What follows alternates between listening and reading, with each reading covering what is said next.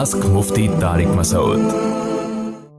اگر کوئی غیر مسلم بیت الخلاء سے آنے کے بعد ہاتھ نہ دھوئے اور انہی ہاتھوں سے میرے ڈاکومنٹ چیک کرے تو کیا میرے وہ ڈاکومنٹ ناپاک ہو جائیں گے؟ بھائی صاحب، بھائی غیر مسلم آپ کیوں اس کو اتنا گھور گھور کے دیکھ رہے ہو کہ بیت الخلاء سے آنے کے بعد کیا کر رہا ہے؟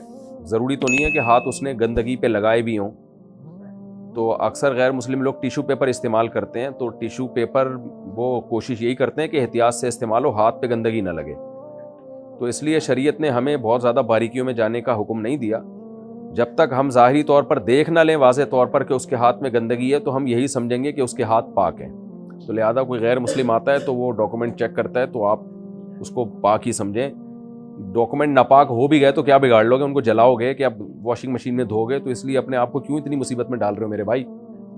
ہاں، اگر وہ انہی ہاتھوں سے کھانا کھلانے لگتا ہے نوالا بنا بنا کے تو انسان کو تھوڑی کراہت آتی ہے، تو پھر اس کو بولیں بھائی ہاتھ دھو کے آ جاؤ صابن سے میری تسلی کے لیے۔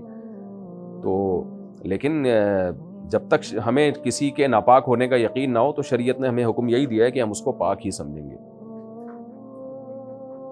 علی خان انڈیا سے صلو علی الحبیب بولنا غلط کیوں ہے؟ کس نے بولا کہ غلط ہے بھائی؟ صلو علی الحبیب کا مطلب نبی صلی اللہ علیہ وسلم جو اللہ کے حبیب ہیں، اللہ کے محبوب ہیں، ان پر درود بھیجو۔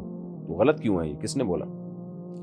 عبداللہ ابن عبد الرشید کہتے ہیں دبئی سے لڑکی ایک انٹرنیشنل دینی ادارے سے پڑھی ہوئی ہے، پردے میں بہت سختی کرتی ہے جس کی وجہ سے رشتے نہیں آتے اور لڑکی کی عمر نکل رہی ہے، کیا اتنے سخت پردے کی شریعت میں کوئی حیثیت ہے؟ پردہ جتنا بھی سخت ہو شریعت نے اس کی حوصلہ افزائی ہی کی ہے، حوصلہ شکنی نہیں کی ہے۔ اگر وہ خود سے کر رہی ہے تو ہاں ایک واجب درجہ ہے پردے کا۔ واجب درجہ یہ ہے کہ بھائی جوان لڑکی اپنا چہرہ بھی چھپائے، اپنے ہاتھ اور پاؤں بھی چھپائے، اور ایک گنجائش والا درجہ ہے کہ بھئی یہ نہیں ہو پا رہا، اس میں مشکلات آ رہی ہیں تو ہاتھ پاؤں کھول لے لیکن چہرے کا پردہ کرے۔ لیکن اگر کوئی بہت زیادہ کوئی مسائل کھڑے ہو رہے ہیں عورت کے لیے، اس کی زندگی اجیرن بن رہی ہے، وہ کچھ ہوتا ہے بعض ملکوں میں لیگل ہی نہیں ہے، چہرے کا پردہ کرنے کی اجازت ہی نہیں ہے، یا بعض دفعہ شوہر کہتا ہے اگر چہرے کا پردہ تم نے کیا تو میں تمہیں طلاق دے دوں گا، ایسی کنڈیشن میں پھر چہرہ کھولنے کی بھی گنجائش ہے، نارملی گنجائش نہیں ہے۔ تو یہ خاتون کی اگر واقعی عمر نکل رہی ہے، بہت زیادہ سخت پردہ کر رہی ہیں، تو بھائی پھر شادی نہ ہونے سے بھی بڑے مسائل کھڑے ہوتے ہیں۔ تو اس لیے اس خاتون کو چاہیے کہ بس پھر واجب درجے کا پردہ کر لیں، شادی ہو جائے تو پھر محبت سے شوہر کو سمجھائیں اور اس کو بھی لے آئیں، امید ہے انشاءاللہ وہ دین پہ آ جائے گا۔ تو کیونکہ نکاح نہ کرنے کے فسادات پردہ نہ کرنے کے فسادات سے ڈبل ہیں، زیادہ ہیں۔ عامر صاحب کشمیر سے ہو، ویسے بھی دیندار آدمیوں کو چاہیے نا ایسی زبردست باپردہ عورتوں سے شادی کریں، وہ جو بہت سخت پردہ کر رہی ہیں، تو دینداروں کو چاہیے کہ وہ کریں۔ اب رشتے ہی نہیں ہے بیچاری ایسی دیندار خواتین، میں ایسی خواتین لڑکیاں جانتا ہوں جو واجب درجے کا پردہ بھی ان کا سسرال نے چھڑوا دیا ہے، اور رشتے ہی نہیں آ رہے تھے کہ جی پردہ کرتی ہیں، کیونکہ دیندار آدمی پھر ان کو چاہیے کہ دوسری شادی کریں، تیسری شادی کریں۔ اسلام نے اس لیے تو 2-3 شادیوں کا حکم دیا کہ سب خواتین کو اچھے اچھے رشتے مل جائیں۔ عامر کشمیر، جب کسی آدمی پر غسل فرض ہو تو کیا وہ نعت سن سکتا ہے، اپنی زبان سے پڑھ سکتا ہے؟ جی، فرض غسل جب ہوتا ہے تو صرف زبان سے تلاوت نہیں کر سکتے، باقی تمام ذکر اذکار، درود شریف، نعت سب پڑھ سکتے ہیں۔ گورنمنٹ ملازمین کو جو جی پی ایف فنڈ ملتا ہے کیا وہ سود ہے؟ نہیں جی، وہ سود نہیں ہے۔ زوجہ منصور، اگر قرآن مجید الماری کے اوپر رکھا ہوا ہو تو یہ پہلے بھی کئی بار آپ یہ مسئلہ پوچھ چکی ہیں بھائی، تو اس کی جانب پیر کر کے لیٹنا درست ہوگا یا نہیں؟ جی کر سکتے ہیں، ڈائریکٹ قرآن کی طرف پیر نہیں ہونا چاہیے، اگر اوپر رکھا ہے تو نیچے آپ پاؤں کر سکتے ہیں۔ کامران علی بہار انڈیا سے، میرے واٹس ایپ پر بہت سارے غیر مسلم دوست ہیں، تو کیا ان کو اسٹیٹس کے ذریعے سے علماء کے بیان یا ویڈیوز لگا کر تبلیغ کرنا جائز ہے؟ جائز ہے، لیکن کسی غیر مسلم کو زبردستی ایسی تبلیغ نہ کریں جس سے اس کو ٹینشن ہونا شروع ہو جائے کہ مجھے کیوں بھیج رہے ہو، تو اس میں پھر بجائے فائدے کے الٹا نقصان ہوتا ہے۔ تو ان کا موڈ بھی دیکھ لیں کہ یہ اس کو برا تو نہیں سمجھ رہے کہیں، کیونکہ تبلیغ کا مقصد ہوتا ہے دوسرے کو دین پہ لانا، ایسا طریقہ اختیار کرنا کہ وہ غصہ میں جا رہا ہے، وہ چڑ رہا ہے، تو پھر اس سے فائدے کے بجائے الٹا نقصان ہوتا ہے۔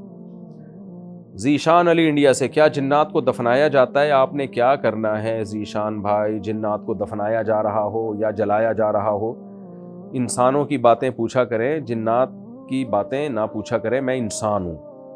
باقی کوئی جن سے میری سلام دعا ہوئی اور وہ مفتی بھی ہوا تو اس کو آپ اپنا ایڈریس بھیج دیں، اس کو آپ کے گھر بھیج دوں گا، تو اس کو دفنایا جائے یا نہیں جائے، لیکن جب آپ اس کو دیکھیں گے تو آپ کا دفنانا پھر 100% ہے۔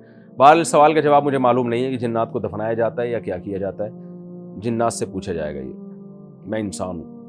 اگر کوئی مسلمان کافر کے لیے قبرستان میں قبر کھود دے تو کیا اس کے لیے جائز ہے؟ جائز ہے۔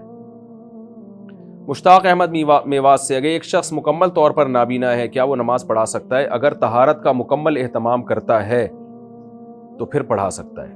صدام خان نے پوچھا ہے جی کیا فرض نماز کے بعد قضا نماز پڑھ سکتے ہیں؟ جی ہاں پڑھ سکتے ہیں۔ قضا نماز صرف 3 ٹائم جائز نہیں ہے، سورج نکلتے ہوئے، جب بالکل زوال کا وقت ہو، اور جب سورج بالکل غروب ہو رہا ہو،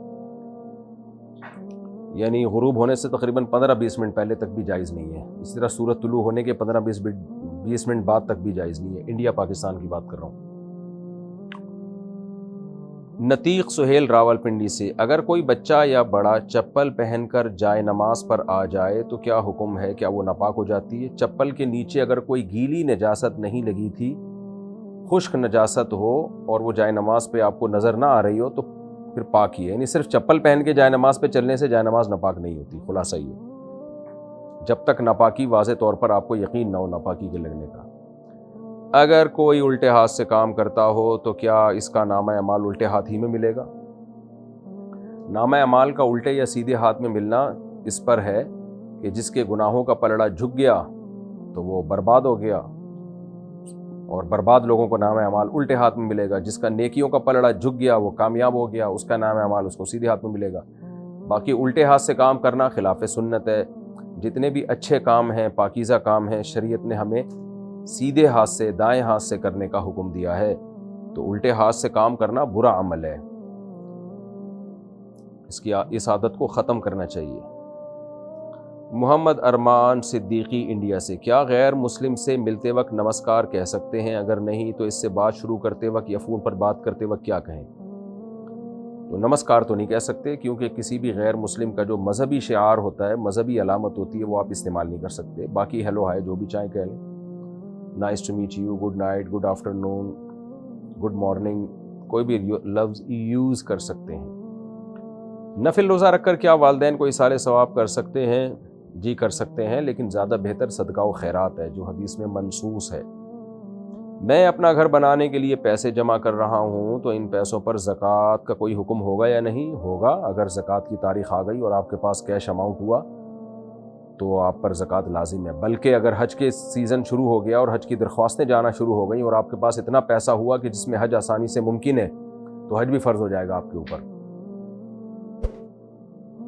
لہذا اس سے پہلے آپ گھر پہ خرچ کر دیں تو پھر فرض نہیں ہوگا، اور پھر زکوٰۃ بھی نہیں ہوگی۔ جو پیسے خرچ ہو گئے ان پہ کچھ نہیں ہوگا، چاہے وہ گھر بنانے میں ہی خرچ کر دیے ہوں۔